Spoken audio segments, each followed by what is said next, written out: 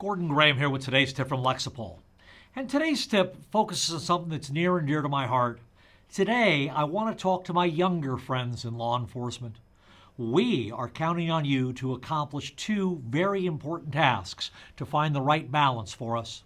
If you're wondering what I'm talking about, stick with me and I'll explain it. In the not too distant past, we valued officer safety so much that we often gave up trying to build relationships. It wasn't really our fault. It's the way we were trained at the academy. It's what our field training officers emphasized. We were taught to develop a mindset that everyone in every situation was going to try to cause them harm. Sometimes we could develop a sense of paranoia that remains in our policing culture even today. I'm not saying this is good or bad. I'm just saying this is the way it is. And now we're living with the results. You may have noticed that police-community relations aren't so great right now. You know the details. I won't rehash all of this, but let's cut to the responses that affect you directly. Many years ago now, law enforcement reaffirmed the importance of relationship building through community-oriented policing. More recently, there's been a push towards procedural justice and police legitimacy and full transparency. Again, these concepts promote relationship building through giving people a voice, demonstrating neutrality, and being respectful and trustworthy. So, Gordon, what's your point? Okay, here's my point.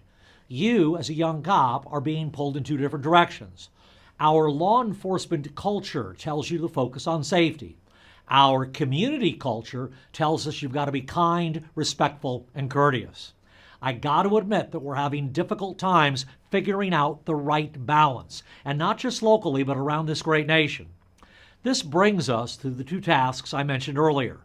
Your first challenge is to help us figure out the right balance between officer safety and respectful kindness.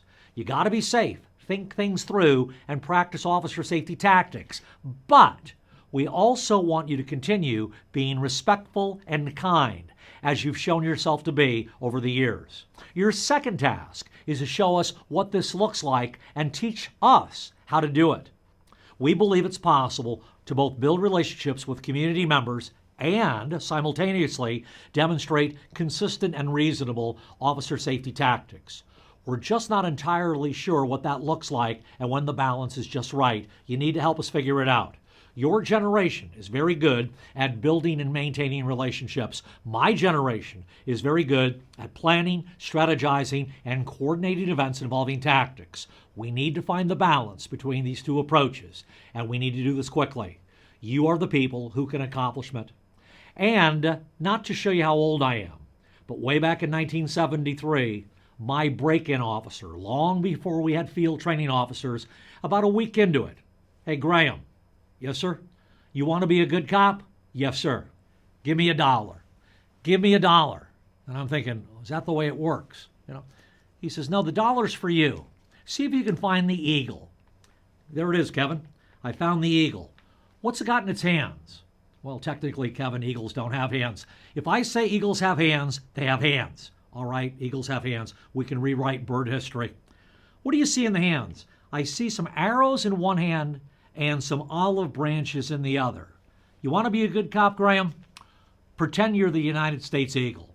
Always extend the olive branches of peace to everyone you contact, and simultaneously always have the arrows of war ready just in case they're needed. That's the balance, folks. You do your job right, you treat people right. Officer safety and kind, respectful behavior are not mutually exclusive. You can make it happen. And that is today's tip from Lexipol. Gordon Graham signing off.